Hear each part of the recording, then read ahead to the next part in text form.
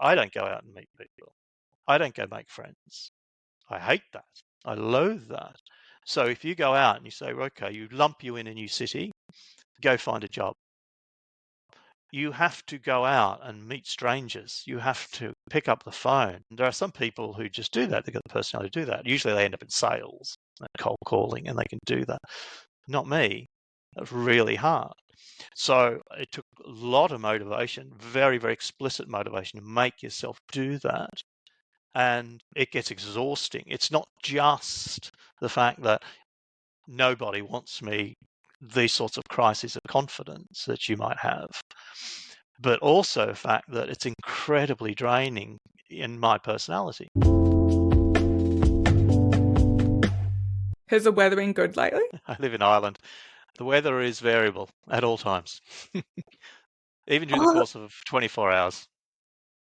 You're in Ireland. For some reason, I thought you were in London. I used to live in London. I was in London for 15 years, I think about 15 years. And I've been in Ireland for about 20. In Dublin? Yeah. Okay, this is so weird. You were the second Paul off Twitter who lives in Dublin to be part of this, me talking to random people off Twitter. Okay, very good. What are the chances? Yeah, you're developing a little Dublin following, obviously. Of Pauls, of men called Paul, like similar age as well. Okay. Oh, okay. Yeah. Okay, so before we get into how you grew up and how you ended up in Ireland, do you mind giving a quick 2-minute summary of your life now? I guess you can fill in the gaps from... So what I know about you is that you are the CIO of a pension scheme worth about 10 billion euros. Not that much. It's smaller than it was a few years ago. It's around 5-6 billion at the moment. Oh, it expands was it 10 and at some point? It was getting, well, I look after a number of schemes, and across all of them, they did aggregate to around 10 billion euros, but they're defined benefit schemes, so the balance sheet expands and contracts with interest rates. So when interest rates fall, it expands. When interest rates rise, they contract. So they've been contracting over the last 2 years. So around 2021, the total assets under management of the scheme was, and the liabilities were around about 10 billion, and they've all contracted now to about 7 billion now, something like that. And the main scheme is around 5 or 6. Cool. Do you want... I feel like this is actually really important for people to understand because like we all live in a financial system, but people don't understand like where their own money is. So do you mind explaining what that means? Yeah, so most people understand a pension just as being an income stream when they retire, what they live on after they stop working. And the way in which you can accrue a pension or make arrangements to get that income when you retire is mostly, or in the Australian context, as you know, it's mostly what they call defined contribution. That is, what you get out is defined by what you contribute, what you put in, and then how it tends to generate a return, either through capital growth and combination of income over the course of that period. And then you get a lump sum, a monetary amount, which means that you're mostly focused on what is the total value of it at any particular time. You worry if it goes down, for example. But the most predominant and common form of pension scheme in the past was something called a defined benefit, mostly in Anglo-Saxon countries. And that was defined as a benefit you get when you retire, and then the contribution that went in was adjusted over the period to try and keep hitting some defined target. So those are the type of pensions where your employer says, when you retire, we will give you say 1/45th of your final salary as an income for every year of service, for example. So that if you worked for up to a maximum of 30 years, for example. So if you worked 45 years, they say, okay, the max is 30, so you get 30/45ths of your final salary. So that would be 2/3 of your final salary as a pension when you retire.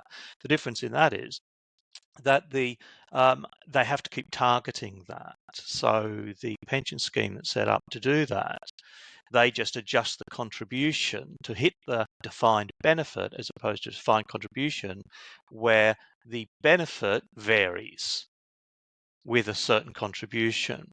And why that's important is that most people feel very comfortable about a promise to get a fixed amount of income rather than saying, I don't know what I'm going to get. It's just a matter of how much I put in plus the vagaries of financial markets over the period of time, and then I take them out at the end. And it's the nature of that risk that means that these pension schemes have largely closed. The models move from defined benefit to defined contribution because companies don't want that responsibility, that risk of having to increasingly contribute more if there's the risk occurs that they're not going to hit the target for the amount of money they need to fund these promises they're making. But you just can't make them go away because they're legacy schemes. And that's one of the big schemes that I manage in doing that. But are there any new people going into the scheme, or it's like closed now? No, this one's closed. It's very common for them. You can close in two ways. One, first of all, you can stop new people joining it. So these are new graduates coming in, they'll go into a defined contribution scheme. Another way of closing it is a softer way of closing is you can say that the people who are in it can still keep accruing pension. That's still your pension. You'll get the same rules until you retire, but newer people can't go in. But then there's what they call hard close, where they will say, even the people who are in it, that's it. We're now freezing your benefit. You can't accrue anymore. Right. And then there's the harder close again, which would be called wind up, when they say, well, we're going to close the thing entirely. We're going to give you a sum of money that we estimate is the value of what you've accrued to date, and that's going to go into a defined contribution scheme. So there's different levels of closure, really, of a scheme. The one I work with has the softest form of closure, which is that new entrants stopped going in a number of years ago, and the people who are in it will continue to get the promised benefits as long as everything runs according to plan when they retire. And the last person to retire the last person in the scheme, the youngest person in the scheme won't retire till around 2045, something like that. And the expected longevity of that person, lifetime of that person, probably extends to something like probably around 2080. So that scheme has a long time to run still, even though it was closed a number of years ago. And are they pretty much all wrapping up in Ireland? Apart from like government Everyone, still have it, right? apart from, there's some public schemes that are still open or quasi non-government organisations, for example, transport organisations which are wholly owned by the government. And yes, politicians make sure they still get their defined benefit defined benefit pensions, but mainly the private sector. The risk mostly, it also cost, but risk is a cost, became too much, and they said we just don't want it. And it's also compounded by increasing regulation, which imposed greater and greater cost as well, and greater risk on these schemes over time. They become much more of a hard promise, a regulated promise, than when they were invented, which was a trust based on a best endeavours promise to do this. And that allowed a lot of freedom or more relaxed rules about how they could get to that point. Whereas now it's much stricter. Year by year, you have to have defined amounts of capital in the scheme, whereas in the past, you're allowed much greater flexibility. One example is, for example, that if you went back 50 years, defined benefit pension schemes operated in such a way that they didn't even have to value the assets of the scheme at market value. They didn't have to mark them to market, is the term that's used. They could just smooth them. So if you suffered a large fall in equity markets, for example, and the market value of the assets fell substantially, well, the scheme actuary, who's effectively the regulated, essentially like a combination of auditor and accountant for the scheme, they could say, well, we're just going to assume that they're worth more than the market value this year, and we're going to smooth them out. And that was the first thing to go in terms of regulatory change. The regulator said you can't do that anymore, because if you had to wind it up, the value is substantially less. So that was one of the first areas. And then, but they were still smoothing liabilities. And then all of a sudden they've started to increase the way in which liabilities must be marked to market, becoming much more like insurance companies, where insurance companies have to mark things to market much more. Yeah. Cool. But yeah, there's I think complexity in it, but there is simplicity to it at a high level. But there's the complexity of it when you dig down to how things work. And there's a lot of things that are counterintuitive. And one of those things happened, for example, over the last couple of years, when I mentioned that our balance sheet contracted when interest rates rise. Now, what I mean by that is that anyone who's worked in financial circles will understand the concept of the time value of money.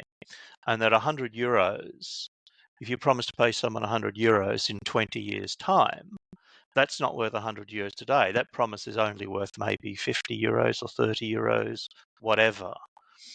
It's determined, what the value today is determined by is how much you could turn, say, 30 or 50 euros into in 20 years' time at prevailing interest rates. And the prevailing interest rate has to be a risk-free rate, one you feel you guaranteed you can get, which is largely a promise by a government.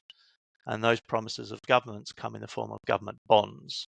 And so that's the interest rate that's relevant to that.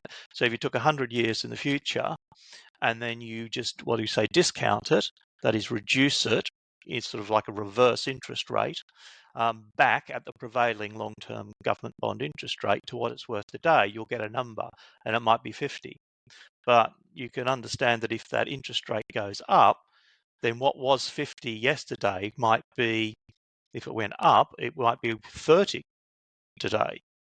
So in order to meet that promise of 100 euros payment in the future, which is the pension, right? One day you might need to hold 50, the next day you might only need to hold 30. Or you might need to hold 70 if interest rates go down, and the opposite effect. That's the risk. So what pension schemes tend to do is, and they've done over the future, as they've had to mark the liabilities to market, that is, they have to change the value of their liability from 50 to 70 or 30 as interest rates go up and down, is that they started buying these long-term government bonds or derivatives that would move in concert with these government bonds, and hence make their assets go up and down in the same way. So over, say, 2022, we saw government bond interest rates globally go up maybe 2%. That has a very, very large effect. There's a leveraged effect on the size of our liabilities. And given our liabilities, because they're a long way to the future, it has a very powerful effect. And so a 2% change in interest rates, if our payment is 20 years into the future, you're talking about a 40% change in the present value of your liabilities. And if I'm making my assets move that way, then my assets will go down by 40%. Now, a pensioner who's promised this pension, who's looking at an annual report, they'll say, hang on a minute, you made a 40% loss, your assets went down by 40%. And they sometimes have their trouble getting a head around the fact that, well, no, because they were tracking liabilities. Our liabilities also went down by 40%. Right? And they say, well, wouldn't it have been better if your assets hadn't gone down by 40%? And then you'd have made a lot of headway against your liabilities. You'd have outperformed them. So yes, but that wouldn't have happened unless we'd also been exposed to the risk that the opposite would have happened, that the liabilities could have gone up by 40% and our assets wouldn't have. So we've set up this risk management. But it's sometimes hard for people to understand that sometimes if a value of assets go up and down wildly and substantially, that can sometimes be low risk as opposed to high risk, because your target, what you're trying to hit, is going up and down as well. So risk is a relative term. It's not an absolute term.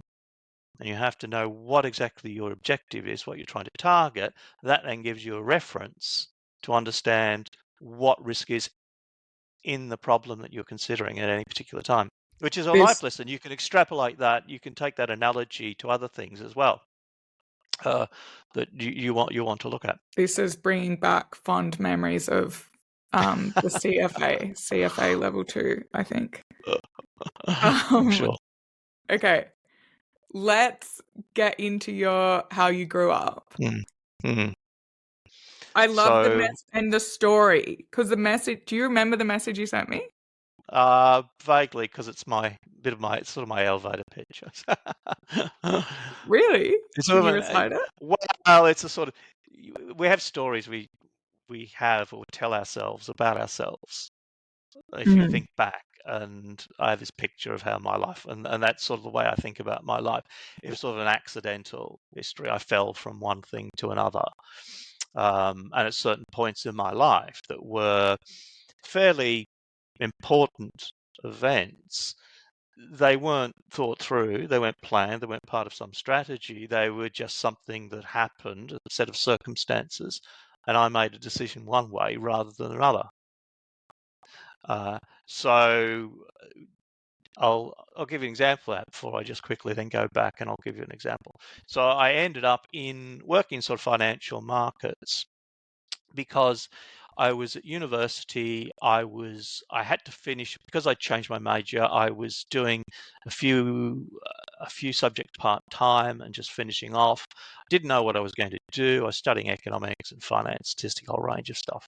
And I didn't know what I was doing. I was playing rugby for the college rugby club, and I'd finished my game of rugby. I was sitting there watching the first team play, and I was scanning through the weekend paper, the Sydney Morning Herald, and there was a job there that advertised for a new graduate.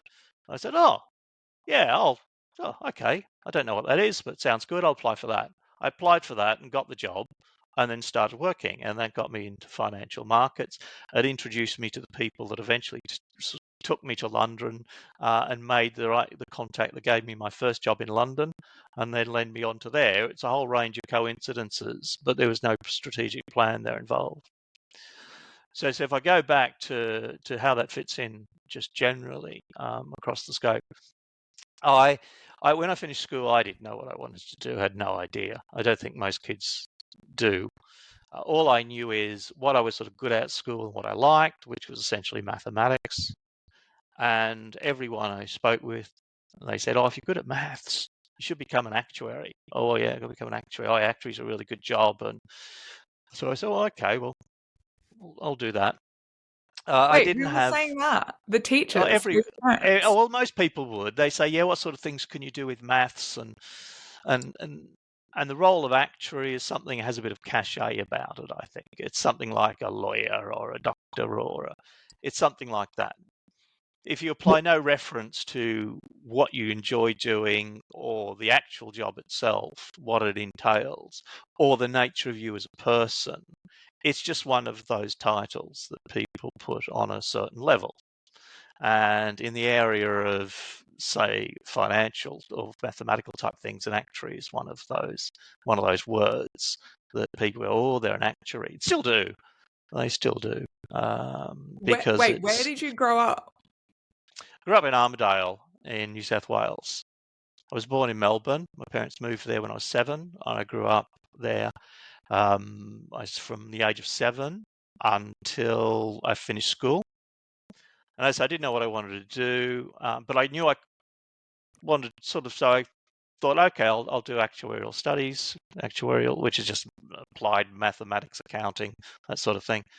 And the only place you could do that as an undergraduate degree was at Macquarie University in Sydney. That was the only place in Australia that offered a degree. And the only way I could go there was I had to save up the money myself. So I then, again, in terms of just weird coincidences, when I was leaving school, I'd subjected myself to the civil service exam, which you can do when you're leaving school. It just came up. Someone said, "Oh, you do it. It's an option. Something you do before you're leaving school." I did it, and I was hanging around during the summer after my exams, and I just didn't know what I was going to do. I just knew I couldn't afford to go to university in Sydney. I thought, I'll defer for a bit maybe, or I could go to the local university while I was at home. But then I got a call immediately in January, and we, as you know, finished school in Australia in December, or a little bit earlier in your final year. And I got a call from the local Department of Social Security, and they said, "Oh, you sat this exam, and we'd like you to come down and get a job." So I said, "Oh, okay." So I just wandered down, had a chat with them, and they said, "We can take you on this full-time job, get paid." And I said, "Well, this is ideal. I'm looking to save money. I had to work for a couple of years to save up." So I took it. And it wasn't paid very much because when I actually first joined, I was only 17, and they paid me, I think it was like $5,000 at the time. And at the lowest grade, What do you mean? Australian dollars per annum. That was the salary. What? Yeah. So it was compounded by the fact that I was only 17. I hadn't yet turned 18. And also I was on the lowest grade. And also because inflation, right? This was 1983. And so I then went and joined. And I worked there for 2 years because that allowed me to save money, but also allowed me to qualify for tertiary assistance from the government. I was then classed as an independent of my parents, means tested on my own on my own basis, not of my parents, and then I could get that as well. But I'd also saved up money as well. And it wasn't until I turned 18 and then, or even 19, and then subsequently got my first promotion that my salary went from like 7 to 18 or something like that. I was like, wow, I'm rich. So I did that for 2 years, and was interesting, gave me an insight working in the civil service. A lot of the characters there, how they behave, how the civil service behaves. And it sort of coloured me to decide I didn't want to work there. But then that allowed me the financial wherewithal to go to Sydney and go to university and start studying actuarial science, as they call it, or studying to be an actuary. And the first year was good. It was mathematical. It was probability. But there was also some other requisite subjects they had you do in first year, which include some basic accounting, economics, statistics as well. And second year, it became more focused on actuarial subjects, but I kept up the things I enjoyed, which I found I enjoyed the statistics and the economics, and I kept those up as additional subjects that I could do, while the actuarial subjects became more actuarial specific and less interesting. It was less and less about mathematics and more about more obscure things. And then by third year, I discovered that, yeah, it wasn't for me.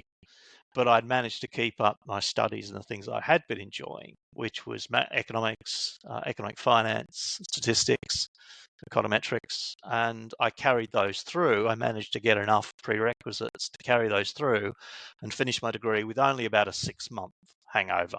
I've had to finish off a few tail-end subjects because I hadn't been doing main majors in economics and finance and so on. I'd had to pick up a few and defer the end of my degree a bit. So I ended up graduating with majors in economics and econometrics, and then substantial minor areas of study in economic finance, statistics, and actuarial studies as well. So highly mathematical, a lot of economics, and actually very broad. A lot of interesting sort of. Okay, wait. Backing up to growing up, what did your parents do? So my father was in Armidale. He worked with the administrative computing department. He headed that up. So anything to do with library systems, student records, payroll, everything like that, as opposed to the academic computing that was done in academic departments. So he looked after that. He was the first wave of computing people, essentially. He joined when he did a commerce degree, and he started working as an accountant with the electricity board in Victoria when they started to computerize things. And they were looking around. They said, we need people to be the computer people. And of course, they look around the accounting people, and he said, yeah, I'll do that. And then he became effective, and then went down that stream, and then became essentially very knowledgeable in computing. But of course, it was very fast moving, and it's sort of he worked with mainframes and all this sort of thing. So it's a very different world to this today. But that was his. My mother effectively, she left school when she was young. She was a dancer. But she followed the homemaker role. And it was later in life she returned to work as a librarian assistant, which she loves. She loves books, and so she started working in schools as a librarian, so a librarian assistant. She wasn't a qualified librarian, but she worked in that. She just really enjoyed that. So she was effectively at home looking after us for most of the period. Yeah. And why did they move to Armidale? Because they both grew up in the city. They were both born and raised in Melbourne, and I think the story was that they both had a desire to offer us children an opportunity to grow up in a rural country environment rather than a big city environment. And that's what we did. So we initially moved into town, but then we moved out into a sort of a hobby farm of around 100 acres and owned every sort of animal. Did a lot of farm type work and lived that life for a couple of years until they were smashed by the recession in the 70s, and they were smashed by that. We moved back into town and spent the rest of my upbringing in town, in sort of that country town urban environment. And how many siblings do you have? 3. What I've got an older number are sister. you? I'm 2. Older sister. I have a younger sister, and then a younger brother, and they're all still in Australia. So they're distributed around Sydney, Brisbane, Sunshine Coast. And my parents moved around and around after that, and they've wound up now retired on the Sunshine Coast, like many do. So what is Armidale like? What's it like now? I don't know. What was it like when you were growing up? Well, It was where is it? fantastic place to grow up. Oh, so Armidale is, if you drew a line between Sydney and Brisbane, it would be pretty much on that line halfway. So it's about 150 kilometres inland from Coffs Harbour. Do you know where Coffs Harbour is? It's up the ranges from there. But the best way to describe it is, yes, it's halfway between Sydney and Brisbane, which if you draw a line, goes inland. It doesn't go up the coast, right? So it's on the northern tablelands, or New England. And how many people lived there when you were growing up? I think it's about the same. The population was pretty static, around 22,000 people. But it's quite unusual in the sense that I had a university there, had a freestanding university, which was initially an offshoot college, I think, of Sydney. I'm thinking, not New South Wales, I think of Sydney, and it obtained fully fledged university status in the 60s. And it had a very good reputation for a number of things, certainly economics, and as well as things such as agricultural science and agricultural economics and those type of things as well. But as a result, it was quite unusual. You could imagine a town the size of 20,000 people, but it had a freestanding university. Certainly by the 80s, it was well established. And it also had, because it was quite a historical pastoral centre as well, it had 1, 2, 3 major private schools. So it had one of the, well, are you familiar with the term the GPS in Sydney, which means the Greater Public Schools of New South Wales? So they refer to the top private schools, and they all exist within Sydney. So there's only a number of them. There's one outside Sydney, which is called the Armidale School, which is a private boys boarding school. They might take girls now. Private boys boarding school, which was part of this private English style school with very historic buildings, traditions, and etc. And then there were 2 boarding schools for girls, the New England Girls' School and the Presbyterian Ladies' College. And those were where all the rich pastoral families would send their kids off to board and be educated in days gone by. And so, and as a result, it was sort of quite an educational hub, if you can imagine that, where people would send a destination centre for education. So what was rather strange, I just went through the local public school and high school. So a couple of primary schools, and then there was about 2 or 3 high schools. There were 2 state high schools. I went to one of the state high schools, Armidale High School, which was very old and had a lot of traditions dating back to the early 19th century. The school was established, I think, in 1830 something or 1840 something. And the unusual thing is that you'd be in your class, and on one side the kid is, I don't know, you might come from one parent family on benefits. On the other side, the kid's parents' father was the professor of physics at the university, and that was the sort of mix that you had. It was very interesting. So it was a great place to grow up as an education wise. It was a great place to grow up just socially. As a kid, you had great freedom. You could do most things you want in a rural town. You were starved for some of the things you used to get in the cities, but I suppose it led for a slightly more innocent, but certainly more independence building type of outlook, self-reliance. You travel. How are we going to get from here to there? It's 10 kilometers. We walk, or we ride a bike, or we'd hike. All these sorts of things. We walk out in the countryside. Know how to deal with the issue that you might come across snakes and things like this. So it was just, I suppose, gives you a good rounded upbringing, an education in lots of types of informal as well as formal areas as well. So did you enjoy your childhood? Yeah, I had a great childhood. Yeah, because of all those things, I think it was that made it. Yeah, I think a great childhood. Especially when some recollections of when we were living out on our hobby farm. So that was, I think, a dream of my father's, and he certainly took on a lot. We were doing fencing and looking after livestock and everything that entailed. And this was over and above his full-time job. And I remember going out and doing things with him, which was great fun. Hard physical work. We had serious farmers who lived around as neighbours. They were serious professional farmers, and they had kids, and we used to hang out with them. And we did some mad things with them. They were totally mad. The way they were driving cars around their properties at the ages of 13, 14, doing things like that. We'd go off hunting rabbits because rabbits were a pest.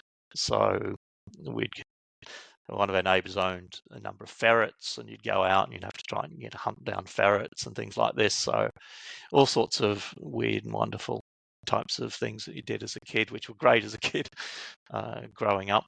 You used to enjoy just going on hikes. We'd just be able to go out and stay overnight somewhere, camp out, and parents weren't that bothered about saying, "Oh, you can't do that. You can't do that."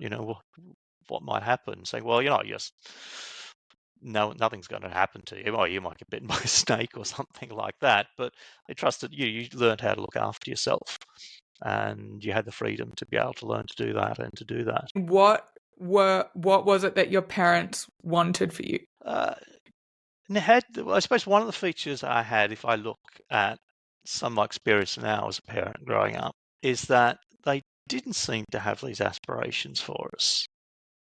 Their aspirations were for, I think, always seemed to be for us to achieve what we wanted and for us to have a happy life. So I think that's what sticks in my mind. And so now when I look, and I've now had kids growing up in an urban environment, so they've had a very different upbringing to me, as well as culturally, because they grew up started in London and then in Dublin.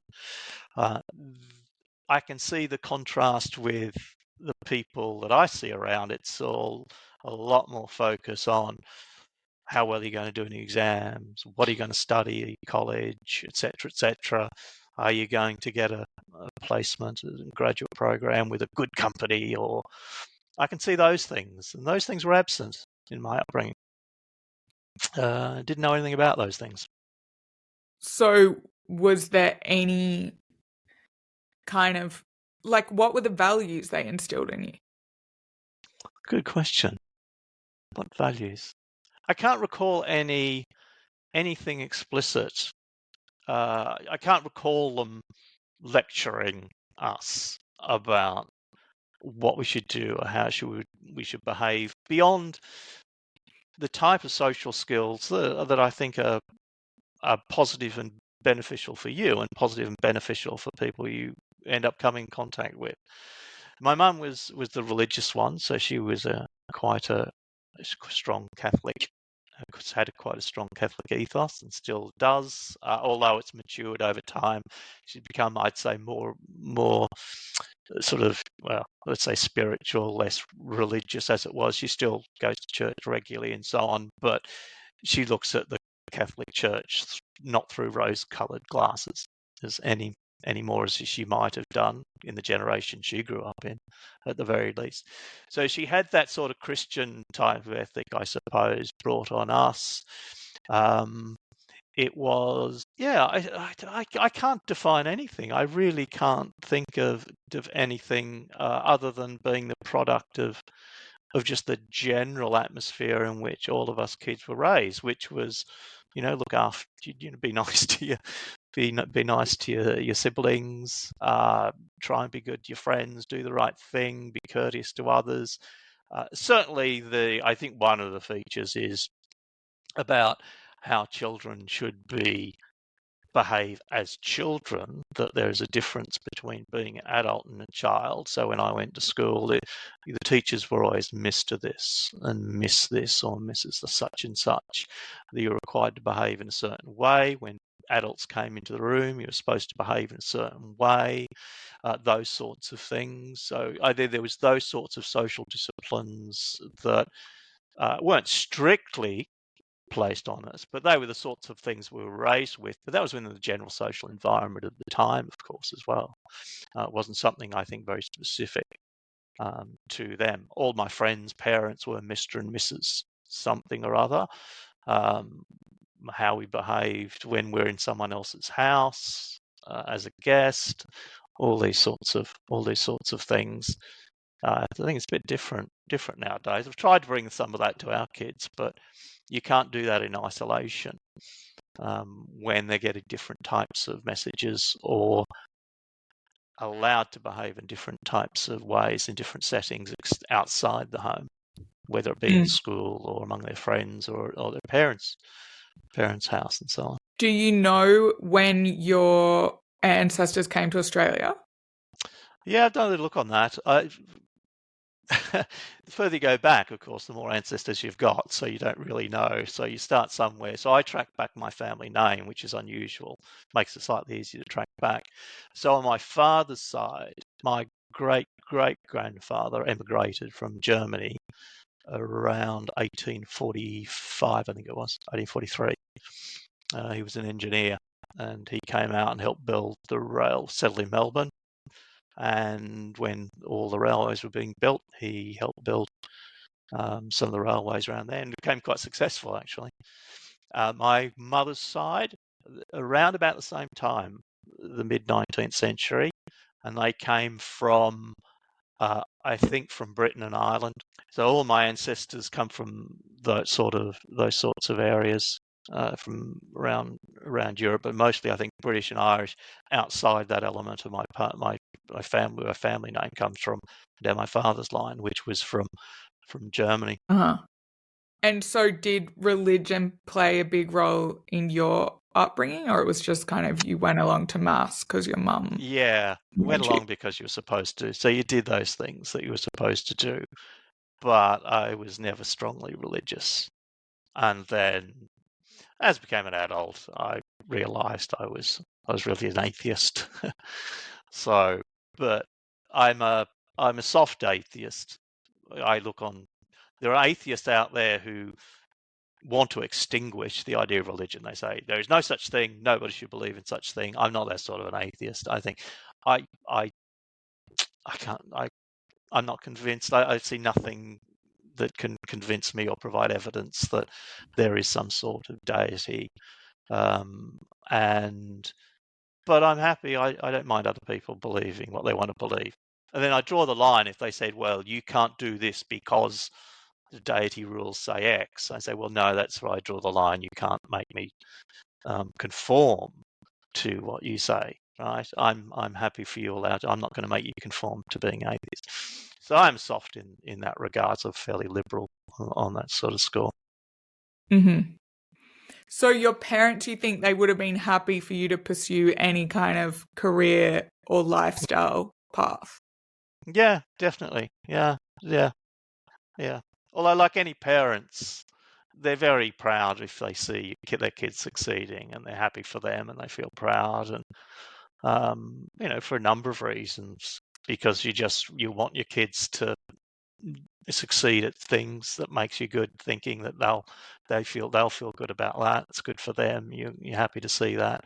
But also, it's if that does happen, and I hope they feel this way, is that if kids do succeed, well, parents have a role in that. They've played a role in that.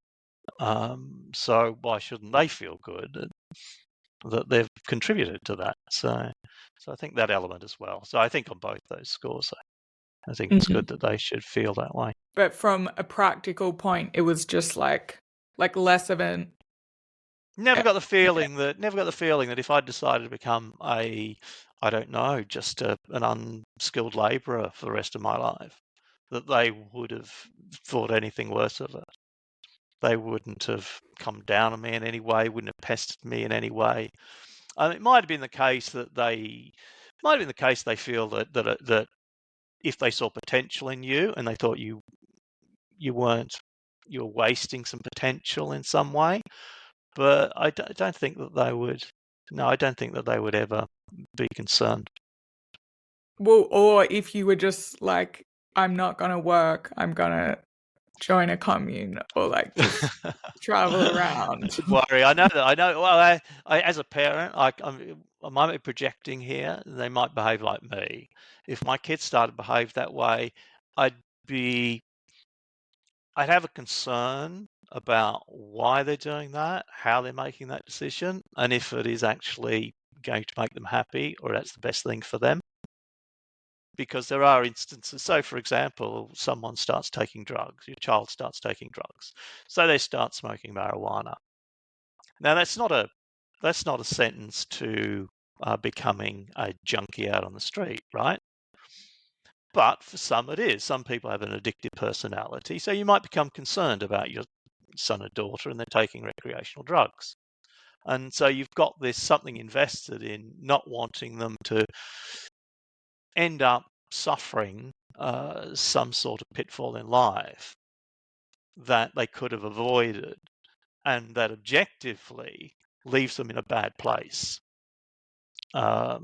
So you can't detach yourself fully. I don't think you can ever fully detach yourself and say, "Oh, I don't care what you do. That's fine." It's not really what I'm saying. It's more about if I'm happy that you're making positive choices for your life and this is what you want to do and you're happy in that life, that's good enough for me. Yeah.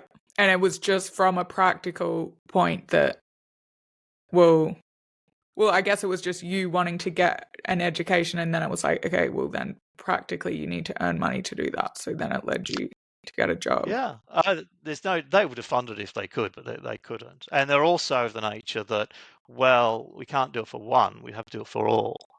And so if we can't afford to do it for all, then we can't afford to do it for one. That was their view, and that didn't bother me. Again, so the way I was brought up in that age, I had no expectation that they would fund that. So that was no skin off my nose. And was that more like the living expenses side of things? Because surely there would have been loans and stuff like that back then, right? Well, the university itself didn't cost anything. Oh, I was in the free It was days. nothing. Oh, it's totally free those days. There wasn't even what they initially called the administration charge. There were some costs. For example, you had to make a contribution to the student union and these type of things. They're incidental, not a lot of money, but it was having to support yourself, find somewhere to live, food, books, Textbooks were expensive then, as they are now, and you couldn't get them online, and so on, and everything that you need to subsist and live a life. And so that was the expensive bit that you had. So I had to raise money in order to do that. And those 2 years you were working, that was in Armidale? In Armidale, yeah. So what was benefit to me, a financial benefit, is that they didn't charge me rent or board for those 2 years, because my plan was that this money was saving to pay for my existence at university. So it was on that basis that I think they say, well, it's not, that's something we can do for you. We can provide board and lodgings for an extra 2 years while you save up, and so that was a significant benefit as well. And it was fine going to university a couple of years later, like you didn't feel. Yeah. Well, there were some interesting things. Well, first of all, I kept up my studies because I could then enroll part-time at the university there. So I just did one subject a year. So I did first year maths the first year, and then I did first year stats the second year. So it's just to keep up the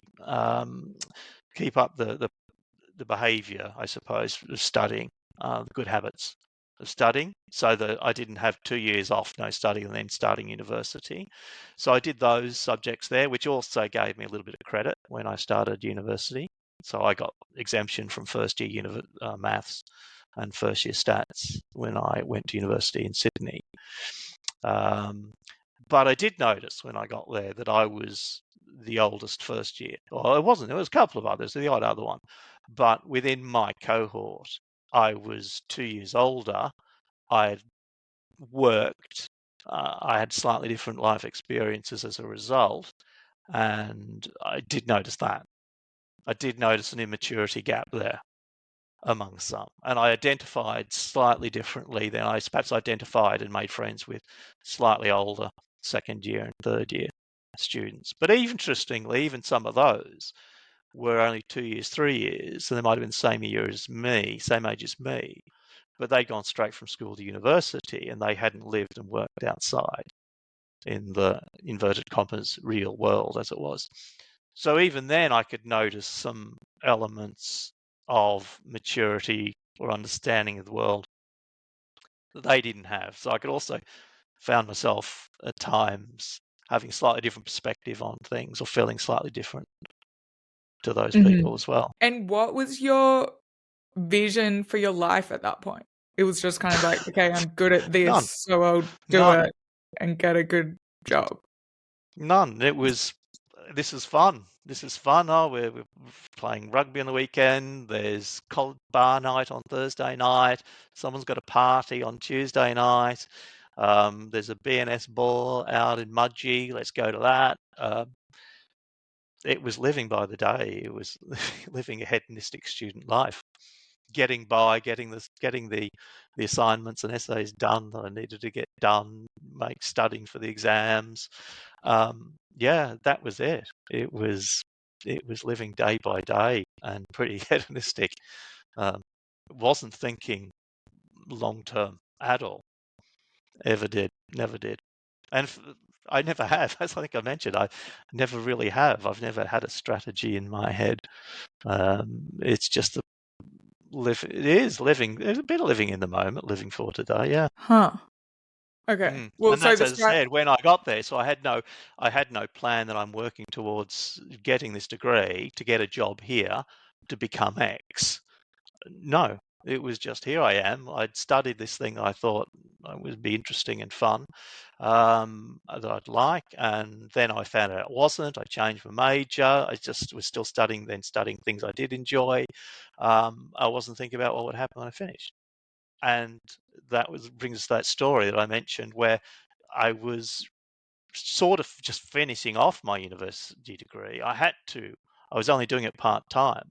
I had to think about getting a job. And I'd had no plan. There was no strategy.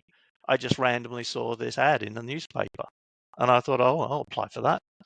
It wasn't in an area that I thought I really want to go work in. It was in sell-side equity strategy. And I had no plan of working with a stockbroker at all, or in financial markets generally. Had no thought of that at all. And I just applied for it. And I happened to have the right type of skills they were looking for. Simple as that. And then I fell into that. And that was my first job in Sydney, or my first post-university undergraduate job in Sydney. And did you keep working through uni, or did the money kind of Well, that I'd you've had to finish saved because, as I carry said, you I got through? that job. I applied for that job when I was still finishing off the last one or two subjects. So within the first 3 months of that job, I was just finishing off my last subject.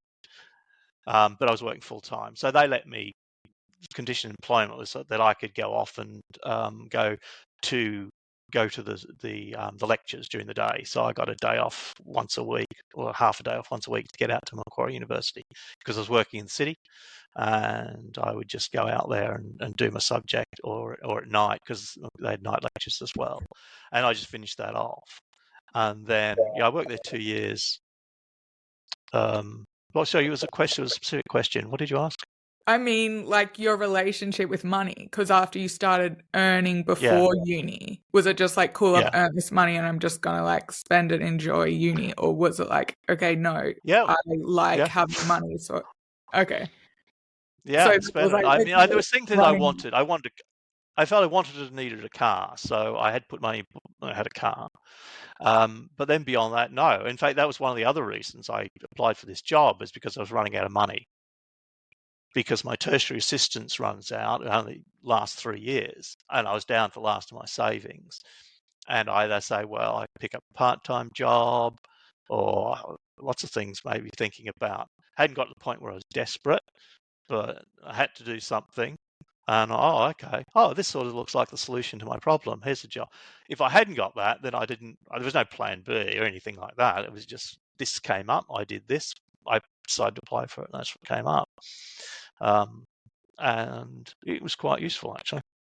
And how did you end up going to London?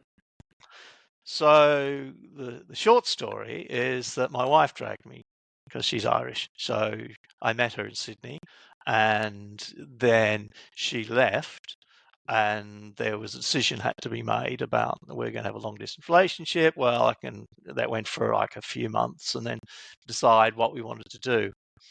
And I'd managed to finagle a trip overseas with my job, and that entailed going to New York. And I was in New York for a few days, and she met me in New York. And then we sort of made that was a sort of a decision point for us, and said, well, what are we going to do? And she said, well, I don't want to live in Australia. So I had to go back and think about it, and I decided, well, all right, I'll perhaps go to London. But what they did first was they said, well, you can have 6 weeks. We can finagle 6 weeks for you working in the UK. It wasn't in London. It was in Oxford, at a college there, Templeton College, doing some work, econometrics work, that they had an interest in. And during that time, I spent sort of 6 weeks again with my now wife. And we decided at that point what we're going to do, and I made the decision. Okay, I'll come over here. Now, Ireland was no place to go. There was certainly no jobs there, it was mired in never-ending recession in the 80s.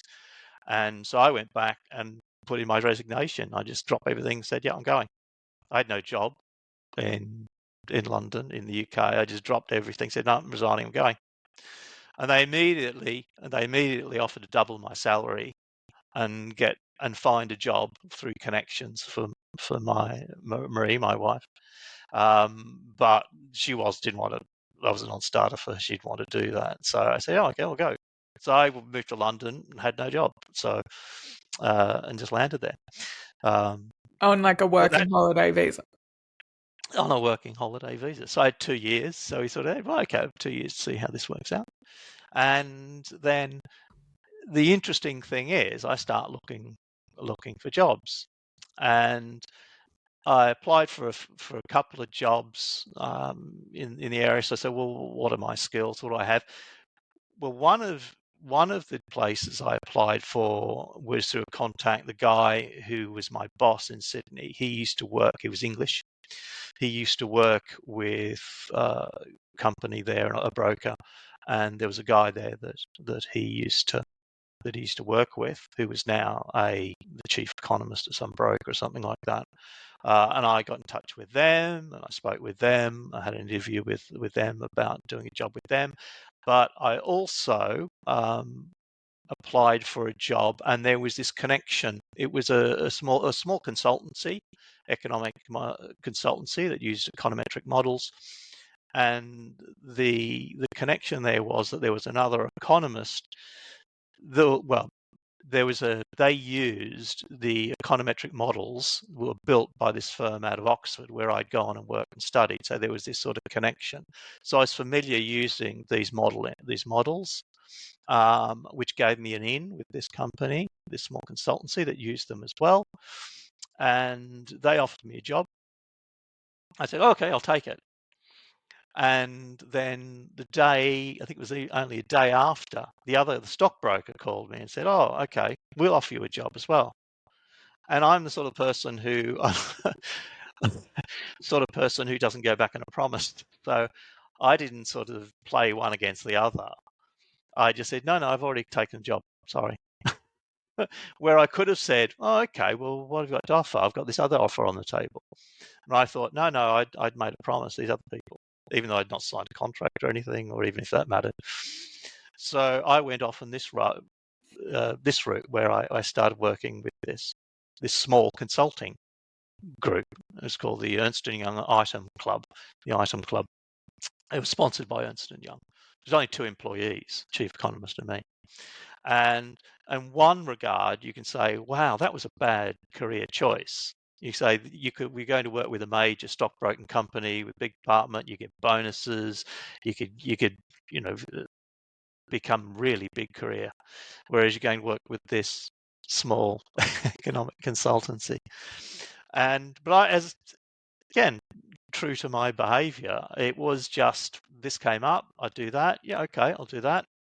I wasn't thinking strategically, and I'd agreed to go and work with them, and I wasn't going to go back on that promise because I think a better strategic opportunity came up. I went to work with them. And was it a but good it's only enriched. Well, then you go back and you say, well, okay, well, how did it turn out? I say, well, I can't. You can't really run the counterfactual. You don't know what would have happened if you're taking the other opportunity. But I do know what happened with the opportunity I took. So the opportunity I took meant that I did work more and more and more with econometric models. I did more on that. I then, working there, I then studied for my master's degree. I did my postgraduate degree there, which stood me well, and I was able to do it. So it wasn't like I was working 60 hours a week and I couldn't do it. And I was able to go to lectures at night and be able to do that. But it also afforded me a great range of contacts. I met a lot of people, interesting people, and it also gave me a really interesting perspective on lots of different things. Certainly, it was certainly a seminal point of me understanding models and modeling, which is something that you can extrapolate to all sorts of modeling. So when we're talking about any issue in the real world, we're talking about, and it might be, say, COVID, it might be about climate change, and you understand that most policy and most things that people are talking about, usually they're talking about modeled outcomes. They're talking about things that they think they know as a result of modeling they did. And having worked with these macroeconometric models, and learn a lot about them in combination with the mathematical and statistical background you have, you come to understand what's going on behind the curtain. And so that's really important, and it has a lot of context, particularly in financial markets where everything is model based. Everything that people do is based on a model, that is their own construct of how they think something works, not how it works, their construct of how they think something works. So that then has all sorts of applications, and not just in specifically talking about models, but then you can take the analogy to how people think, because people only think. Everything you think and believe is the result of a model in your head.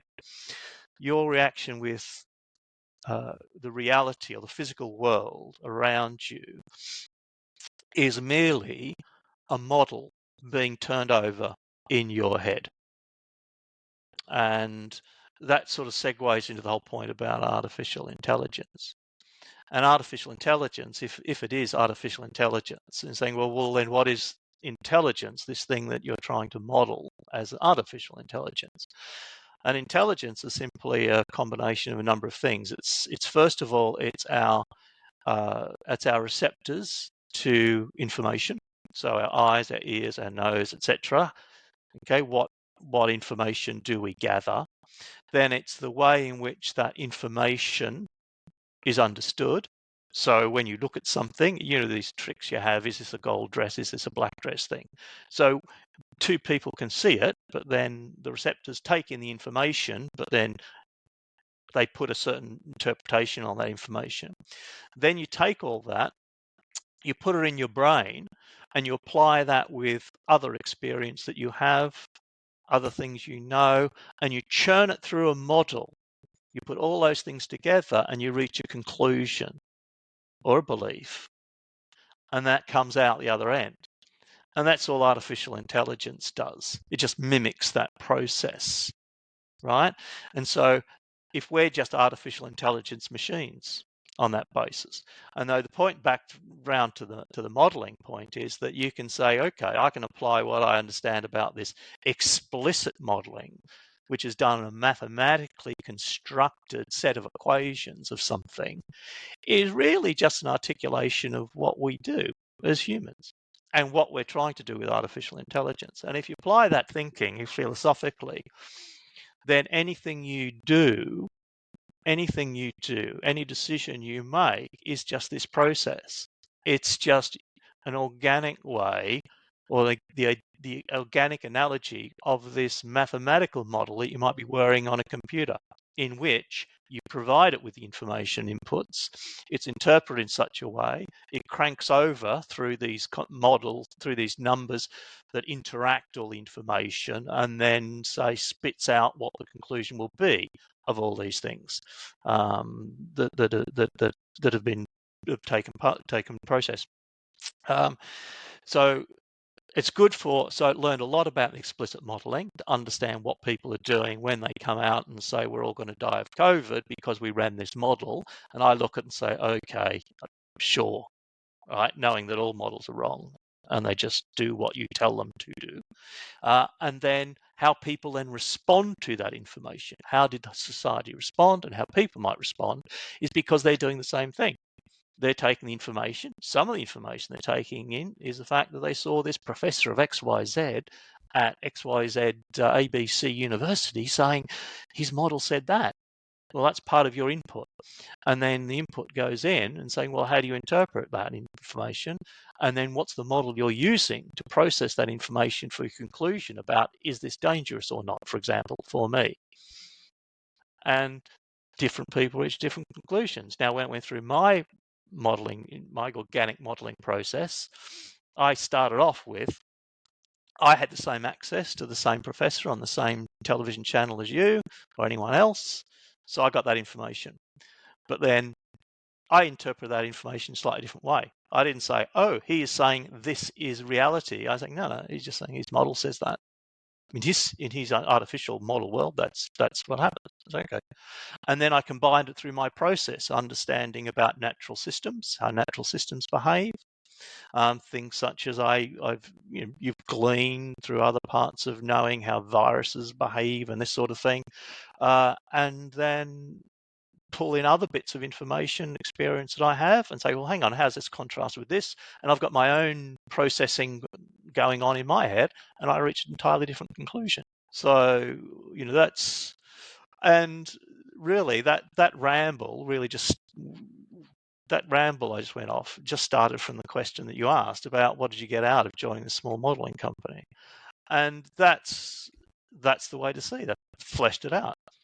And there are lots of examples through life. So I went through that, and the next job I had just came out of a contact that was a client of that consulting firm. It was a company called Bass PLC. They're now defunct. They were a large, what they call a multinational leisure conglomerate, but they started from Bass Brewers, but then they became a massive multinational in the FTSE 100. And they owned, for example, Holiday Inn and Intercontinental Hotels. They owned thousands and thousands of pubs and restaurants across Britain. They owned international brewing concerns, a whole range of different things. And I joined as an economist there. And I started bringing things that I'd gleaned from other parts of my work and modelling and bringing it there. And then I got my next job after I left that. I then moved back into financial markets and became an investment consultant. But then I was bringing things that I'd learned from those other jobs, not just the modelling stuff that I picked up. And as I discussed, it's not just the specific financial modelling, it was just the wider philosophical view of how we view the world and how we make decisions. And then also what I brought from my corporate job as a group economist in corporate strategy, which wasn't just about the markets in which we operated, which was interesting and useful, but how organizations behaved. I got a good insight then into how companies behave, corporate governance, how boards behaved, individuals behaved, the individuals making decisions, how these decisions were being made, all that sort of thing. Then I took across to that job. So at each point, I was just making these random hops, but through the process, I was building up this wider and wider, more disparate range of things that then got compounded and included into the way this mental model that's going on in my head about how the world works, which then can have application to any problem that then comes and confronts you in the world. And that's then led me now to having a very specific view on how I think, for example, financial markets work and how risk works. Particularly, that's the crux of it all: what risk is, what it means, how it works, how and how to mitigate it, and leads me to things which are often thought of. They're not. The conclusions I have might not be. They're not massively original, but they can be unusual. They're not highly complex, but they are often things that people find offbeat. So, but it's where I am now is just a product of all these things, and there was no strategy involved. I just hopped from one thing to the other, and I just picked up what I went, and I incorporated it into the way I think as I went along. And what was your attitude to each new opportunity? It was just like, okay, something's come up, I'll give it a shot. I'm confident in. Was it good? It was evaluate the opportunity at the point. Say, do I want to do it? What attracted me? And sometimes I wasn't really sure why it attracted me. So, for example, my very first job applying for that ad in the paper, I'm not really sure what necessarily drew me to it. I just said, well, it sounds okay. I'll give it a go. When I went to work with Bass, so I finished with the economic modelling company, the Item Club, and I went to Bass. I was attracted with working in the industry. There was money involved, of course. That's probably the main motivator, is to advance your career and get better off, I suppose, improve your life, your quality of life, your standard of living. But it did sort of have some interest to me working in the sort of corporate world and applications. Which was interesting. And then when I got a job in Dublin, which was when I went into investment consulting, that was purely money motivated. So we left London because the company sold off all its divisions, and they floated off the two remaining divisions and listed those separately. They're now listed as Mitchells and Butler and Intercontinental Hotels Group. They were the two remnants, but I worked at group level, so my job was defunct, and so I was redundant. So I had no job in London. We went to Dublin, and I was unemployed, just scrounging for a job. And I got to the level where it was quite difficult can't sit into any job. It becomes more and more difficult to find a job that you want or pays what you want to pay. And I fell into that because I'd been looking around for any opportunity, any way I could segue my experience, my abilities, my knowledge into a job that would pay. And this one came up. It was purely by luck. After trawling around for over a year, I was looking for a job. And this one came up because it was someone I was just networking with. I wasn't knocking on doors, give me a job. I was knocking on doors saying, can we have a chat? And that would lead to more chats. And who else do you know? And more chats. And then this guy called back 6 months after I'd met him and said, do you want to come in and meet some people to discuss having a job, even though I'd never worked in investment consulting before. But I'd had economic finance and I'd had worked in financial areas, and I had other things that I'd managed to an understanding and knowledge of things that I'd managed to build up to provide some perspective on their industry and their business, as well as some basic knowledge of economic finance that was perhaps needed. And so they offered me that job. And the trick was that the guy who called me up and said, come and have the interview, he only rang me up because he wanted to go on a 6-month sabbatical, and they wanted someone fairly senior who could lead the team. And so he was desperate to get someone in to do that, and that was the only opportunity. I wasn't saying I want to work in investment consulting, and they said, oh, okay, so bang, and then it was the job. And then it was only after working in investment consulting for a while, again, this opportunity where I work now, which is sort of like a gamekeeper turned poacher or poacher turned gamekeeper, whichever way it is, working instead of on the advisory side, I work on the asset owner side, the people who have the fiduciary responsibility for the assets, which was driven by interest, but again, it was just an opportunity. It was a client who said, we want to up our governance, we want to create a new role. And the initial question posed was, do you know anyone who could fill that role? And I said, well, I don't know if it was intended or not. And saying, well, that sounds like the sort of role that I'd find very interesting. And it went from there. And I interviewed for that job, and it was a new role, and I got that role. But it was opportunistic. There was an interest there that drove me to it, because it was more interesting having to knock on doors and sell advice. It was actually much more interesting to be the one internally trying to make change and introduce these ideas. So those things were attractive. But again, it wasn't really strategically planned. Nothing planned about it. How was your confidence during the period that you were looking for a job? Yeah, it drains very quickly. Drains very, very quickly. Yeah. So it's hard because it depends on your personality as well as think. I'm very one thing I haven't talked about is growing up. I've talked about understanding the world better and how to think about the world and building my own thoughts processes around that. But thinking about how you then learn about yourself and the nature of yourself. So what I know now about myself is I certainly know that I'm, well, call it what you like, I'm introverted. I am what they say now, you're on the Asperger's scale or something like that. So that means I've identified certain traits of behavior. One of them is I don't go out and meet people. I don't go make friends. I hate that. I loathe that. So if you go out and you say, okay, you lump you in a new city, go find a job.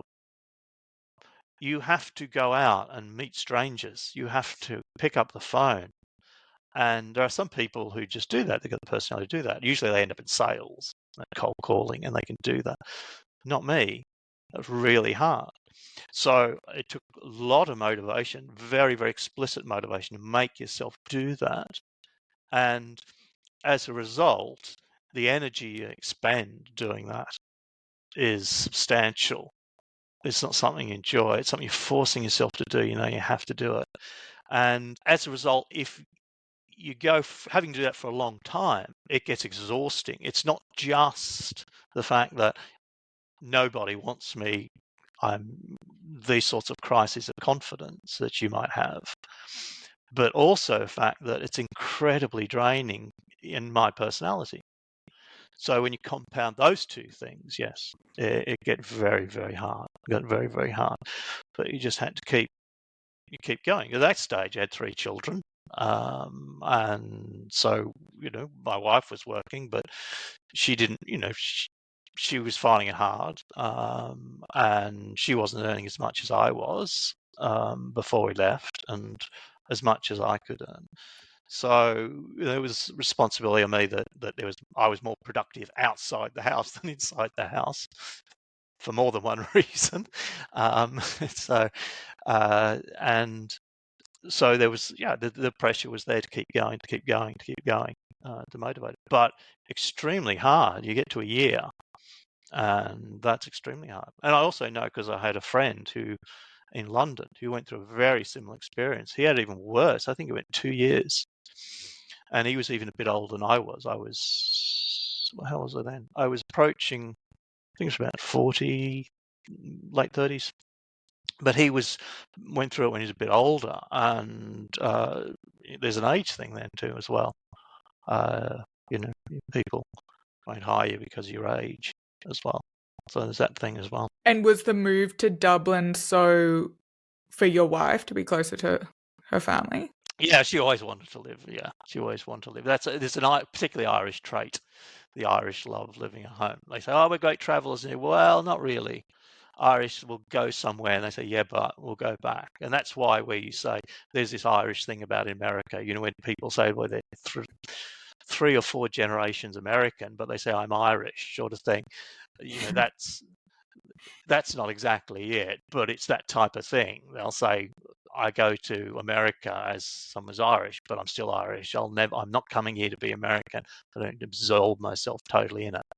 And I'll always go back home. There's that pull, whether it's historic, it's a lot of history and so on involved in that, cultural things involved, I think, in the way that. But as a rule, as a generality like that, whereas I think you probably understand Australian culture, Australians, will tend to travel and often stay.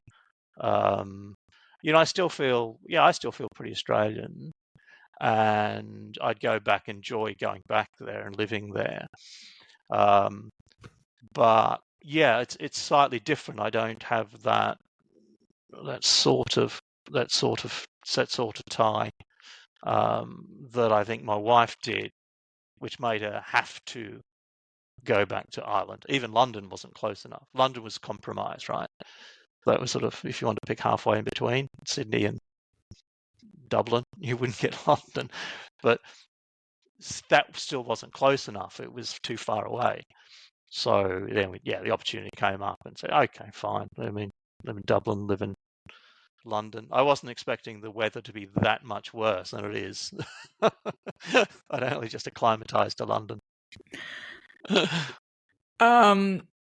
Okay, we have to wrap up, but just sure. I have a few quick questions. What was the postgrad degree you did?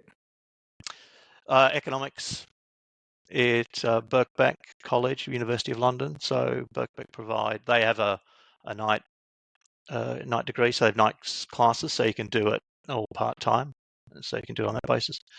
So it was economics with electives in economic finance. So it's a standard type of, if you went to any of the London university colleges, LSE, Birkbeck, Queen Mary, if you went to any of them, you do roughly the same.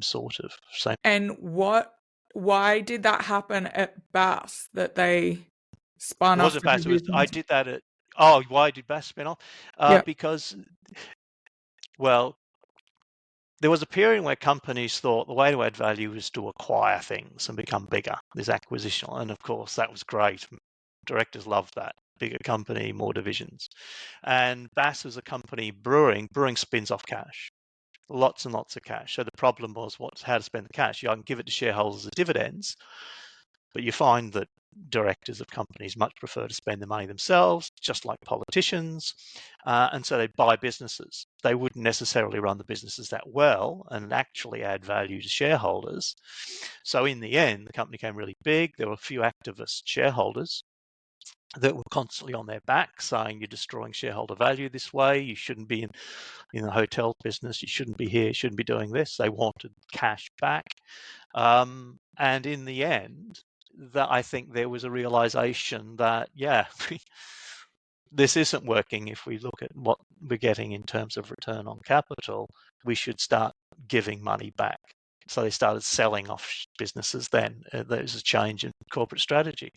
And I suppose, yeah, there was one instance where I might have been, I don't know, I wouldn't want to brag or say that I did something I didn't, but in some instances, I think I helped stimulate that. In one area where there was an international brewing, they owned, people might have heard of Staropramen, which is a well-known Prague beer.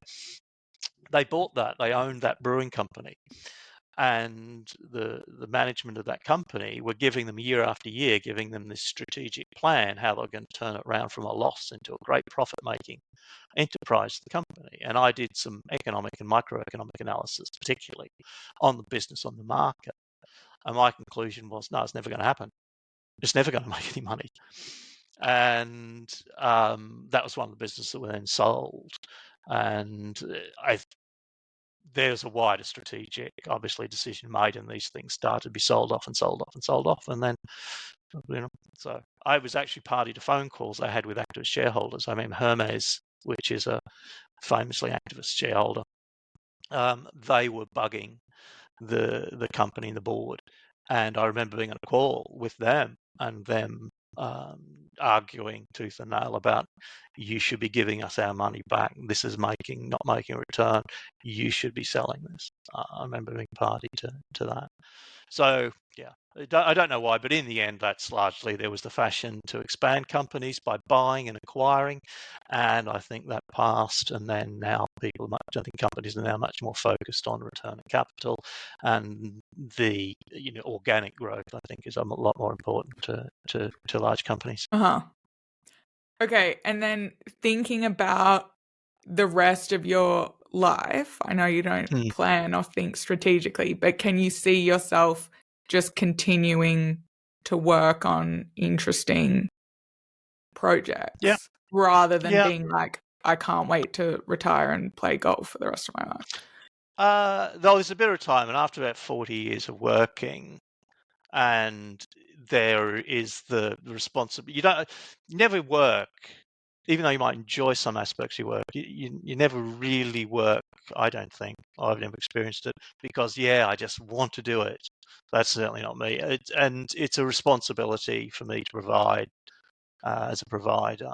And as a result, just psychologically, the option that's never there for me is just say, I'm not going to put up with this, I quit. Bye. That option's never been open to me. So after 40 years, that builds up a level of stress and pressure that you have underneath things that you find that, I can, at some point, I'd love to have that option. And so that's the option I'm looking forward to exercising, where I can be a master of my own fate a little bit more and not have this pressure, which is one I bring to myself. It's not someone brings on me. It's something that I feel I have to do. And so, looking forward to perhaps doing some of that. But, I still feel fairly young, and I still feel that I got things I can bring to people. I think I've got a difference I can make to some areas, and in areas now where I think things are going right off the rails in the areas in the industry I work in financial markets, and it's going right off the rails to the detriment of the people whose money is being managed by all these agents. So that's the yous and the me's and all the small people. It's crucially going off the rails where their interest and their money is being mismanaged by agents appointed to manage that money. Now, the big names that supposedly people often say these companies own this or have this, they don't. They're just the agents. They're your servants who are managing your money. The BlackRock and the Vanguards and so on, saying they don't. They own nothing. They're managing it for you, but they're increasingly acting like they own it, and they don't. And I've seen it from the outside, and I've seen some incredibly, what I find disturbing things from the inside that some of the people at very senior levels of management of these companies are saying about this, how they behave and how they feel they've got the right to behave as agents. They're not acting and thinking as agents. So there's a whole other conversation there about what's going on in some of the industry. Interesting. Mm. So would that be an example? I was going to ask you, what's an example of one of your offbeat, if that's the word you used before, conclusions that you've reached by looking at? Okay, so as I said, it's not offbeat, so it's sort of not common. So, for example, you've worked in financial markets. I think you work in hedge funds, is that right, Adrian? So you tend to be highly quant, and so highly quant model related. So everything is quant model, and we're analysing the portfolio and making sure that the risk controls, long, short, and all this. And I look at that and I say, might as well just make up numbers. It's, to a large extent, it's nonsense. And that's not managing risk. And the best way to think of it is an overarching view, in that risk is a term that we generally give to things that have more than one potential outcome. But that's pretty useless, because everything has more than one potential outcome. There's nothing in existence that we could watch happen that has only one possible outcome. Nothing. So risks exist in everything, everywhere, because that's what it is. What we're actually dealing with is uncertainty, is that we don't know what might happen, which of these potential outcomes might happen, what is more likely to happen than any other, or what might be the ramifications if any of these things might happen. So it's uncertainty that we're dealing with. We're not really dealing with risk. Risk is a word we give for this thing, and then we run with that and say we're going to enumerate the things that can happen. We're going to put likelihoods on these things that we identify, and then we're going to put values on what we think is going to be the potential ramifications of these potential outcomes. That's a win, that's a loss, that's going to be 100 up, that's going to be 100 down, and whatever. Where I say, no, it's uncertainty. You don't know. None of that is known to any extent really whatsoever. So, for example, when people come and say the management of risk and saying, and what we get at the moment, everyone's coming through and say, how are you managing climate risk? I say, what do you mean? Oh, this could happen, and we'll have rising sea levels, and crops are going to fail, and this is going to happen. I say, could they? Have you enumerated all the things that potentially happen? Could good things happen? No. How do you know? Oh, well, because I've just said they're not going to happen. We know that's good things can't happen. I say, are you sure? So as a result, this type of, in financial markets, they're saying, how do you manage climate risk? For example, they say, oh, don't invest in oil companies because we won't be able to, coal companies, because they won't be able to invest in that. So how do you know? Well, because the government's saying you can't invest in it because it'll be bad. And saying, well, leaving aside whether it will be bad or not environmentally, do you know if in the end we're just not going to have any alternative? We're just going to have to invest in this stuff, which is happening now. I've been saying this for a while, which is happening now. You have to have coal. You have to have oil. It's nice to say, oh, they're bad, we can't have them. But in the end, the economics holds. But in financial markets, they were saying, managing risk by not buying these things. Where I was saying, you don't know. So I'd rather be agnostic. So I would rather hold those things. Now, I'm not saying don't buy into windmills. I'm saying same thing applies. I'm not saying do or don't. I'm managing the uncertainty. And economic finance has a really good quantified solution to this, which is the famous sort of market portfolio, which is in the area of economic finance, where you allow the market to determine the relative risk, which it does by pricing things.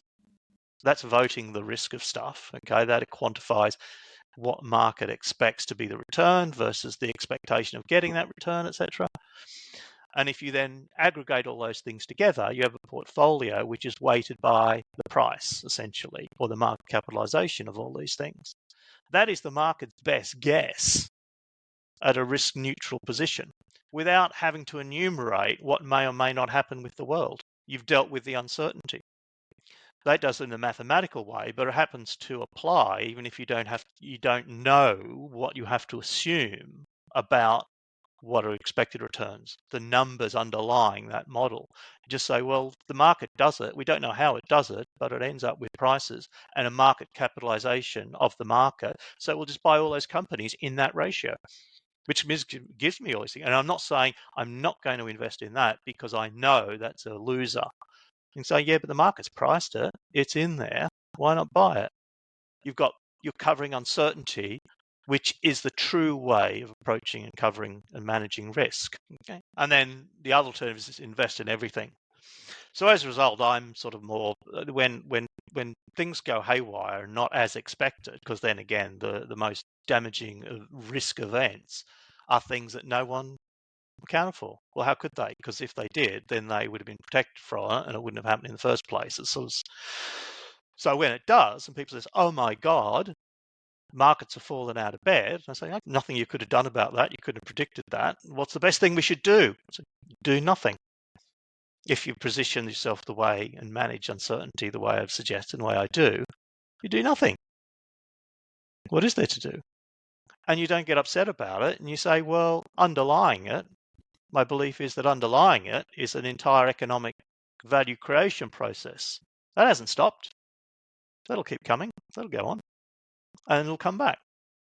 But are you going to avert the risk? Can you take advantage of that somehow? Well, maybe at the margin. I'm not saying that price discrepancies don't occur and arbitrage opportunities don't exist and all this sort of thing. But on the whole, holistically, no, you can't. Which makes you sort of unpopular when people start losing their heads and tend to panic and say, well, this human inclination to say, yeah, but we control. Yeah, what can we do? To sit back and say, we can't do anything. Don't do anything. That's the best decision. Humans aren't built to do that. This is funny. It really relates to the meditation I was just on. This is what Vipassana is. It's just noticing a rising, passing. You're sitting there in so much pain for sitting on the ground for that long, but it's like pain arises and passes. Everything is changing all the time. Like we know this with markets. This happens. Recessions happen. Whatever, with pandemics, with viruses, we know bad things happen. Death happens. We all die. It's like we ignore these things. And anyway. Okay, last question. Before I ask you the last 3 questions. Quick questions. Okay. That everyone gets. What's it like having a non-Twitter account? Does anyone know that you are that account? No. Apart from me. Well, I can't because I speak freely. And certainly in my job. In my own job, I've got in trouble because things have been attributed to me in the press that my employer wasn't friendly to my employer. Now, I didn't do it deliberately. And in fact, it was a stitch up and it had nothing to do with my employer. I had an interview with a sanction interview by the company with some professional press in the asset management industry. And I was talking about risk. It was just the sort of thing I'm talking to you about now. And then another newspaper, another journalist had just pulled some of these quotes and then stitched an entirely different story up and said, oh, he works at the Bank of Ireland. He said that, but Bank of Ireland are trying to say they're doing this. And the two things were totally unrelated. But that was really bad press because it was on the front page of the business section of the Sunday Times. And they didn't like that. So I've been in trouble for saying things even unintentionally. But I like to say things roundly. And like anyone else, sometimes, I try and behave in a socially responsible manner when I'm speaking with people. I'm polite to people and generous to people. But sometimes in my head, I'm thinking, you're just an idiot. And if I had my own account, I'd never say something like that to someone. I'd be polite. But I think there's a place in the world for sometimes to be able to say you're an idiot. There's nothing wrong with that and saying, idiot. So I like the opportunity to be able to do that as well. You can speak very, very freely. Plus, I can come out and say things that, my employer might say, well, could be picked up. And then they say, well, he's saying this. I like the freedom to be able to do that. Yes, so you can't speak freely if you've got other responsibilities. And, I got no problem with that. My employer has a right to be upset if I do something which damages their reputation or something like that. That's fine. So I find this the opportunity to do that. So, but also means you don't trade. The other thing is you don't trade on your title. So I could put my title and put in my biography, I'm this, and then I could trade on expertitis, where you can say, I'm an expert. Look at me. I say, no, I say this is my argument that has to rest on its account. And people just often just do it the other way around and say, well, what do you know? You're just an anonymous person. I could say, well, but this is my argument. This are the points I'm making. These are the facts I'm bringing. Make it that. So there's also that as well, which I find interesting because I'm just consumed with the idea, the argument, the evidence, the beliefs, not who said it. Interesting. I guess this is something unique to this social media era because, 100 years ago, you couldn't, if you're going to be in the public square. Oh, yeah, they did. That's great. There was a great tradition of pamphlets. You've heard of pamphlets with the social media of their time. After the production, after the invention of the printing press, and then the printing press became more ubiquitous, you could print things and have them distributed. And if you go back to the tradition of casual publishing, there was there were what they call pamphlets. So you could write a blog. It was a blog at the time. You'd write essentially something which was your opinion, and it would be anonymous, published anon, and get distributed under a name. Have you ever seen the program? What's that one? It's the sort of the comical, slightly fictional, comical period piece. Bridgerton. You know the Bridgerton? Yeah, I know what it is. You know the premise was essentially on that basis, a pamphlet. Remember, it started off, it was anonymous, someone sending around these anonymous newsletters. But you can't have the back and forth. No, you didn't have the back and forth. No, it's much better. You can have, but someone have a pamphlet, someone else would respond to it, another pamphlet would come out. You don't have the immediacy and back and forth and so on. But having anonymous opinions has always been there. So when people come out and say, oh, but we can't have these anonymous accounts where everyone's got to be verified and so on because this is a problem in the new age. And no, people always had the ability, and with great benefit.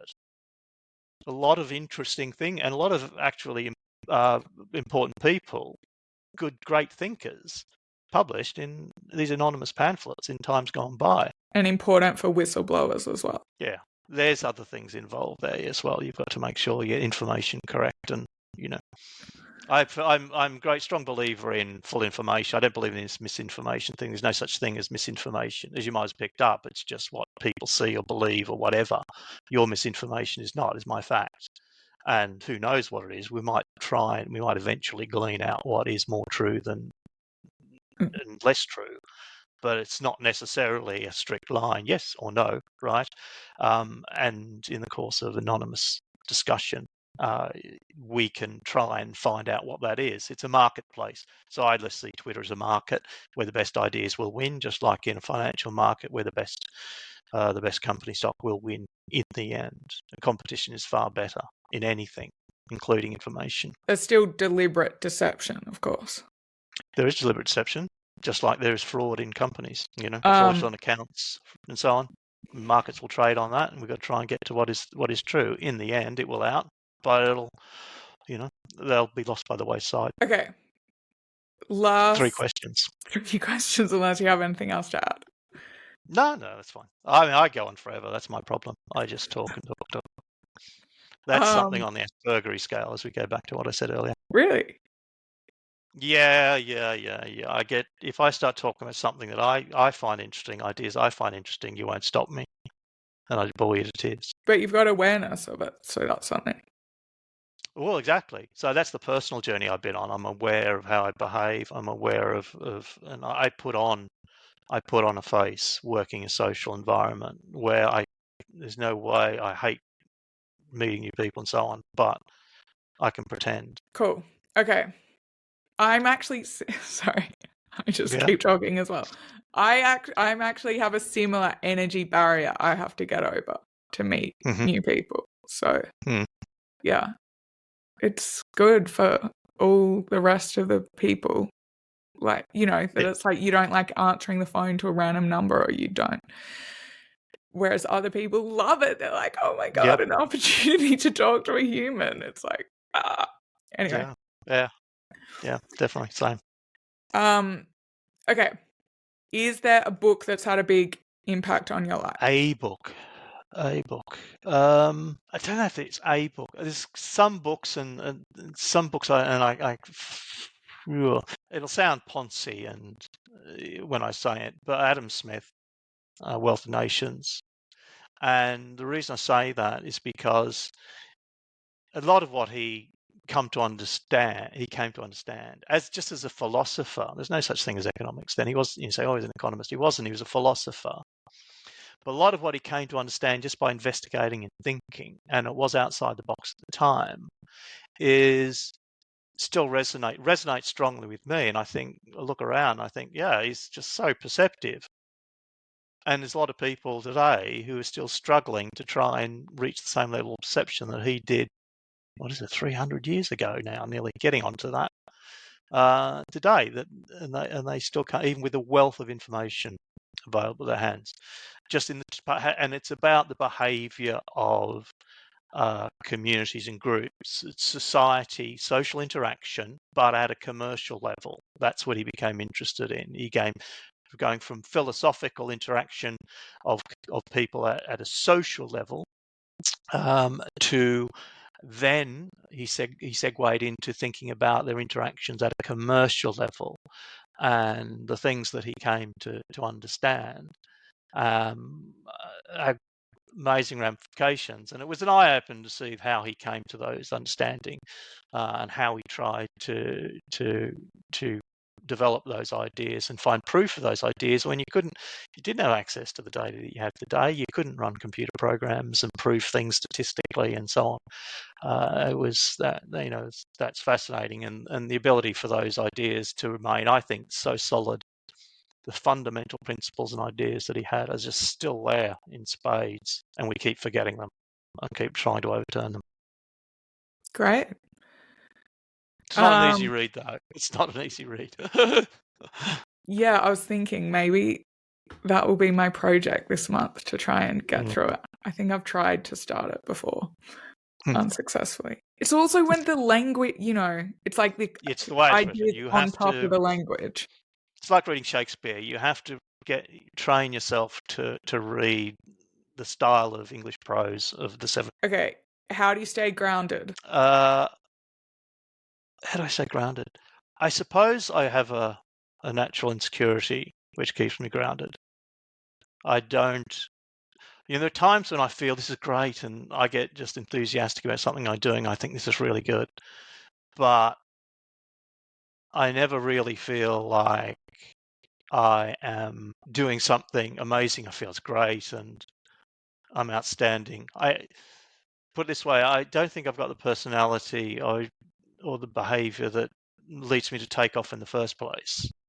So I don't leave the ground, if that's the way. I look back, I think I assess myself as I'm sort of the average. Everything I do in life, I think I see myself, yeah, I'm sort of the average. I've never excelled. I'm just the average, never the star. Oh, yeah, average. I think I can make myself competent at most things I attempt. Not everything, but most things I attempt, I sort of become competent, but never great or even necessarily good. So I think that just naturally keeps me grounded because it stops me taking off. I mean, I was just thinking like the average person probably wouldn't be able to follow a lot of this conversation, meaning like you're definitely above average in a lot of But I guess Yeah, but that's just me. I mean, that's that's just those people who haven't done and experienced the things that I've experienced. There's nothing particularly, outlandish about it. If I talk yeah. with someone who knows the words, and I don't know, I'm using jargon perhaps and so on, but No, no. but even like to read that book, you have to be above average intelligence. Anyway, it's funny. Yeah, so I don't see it.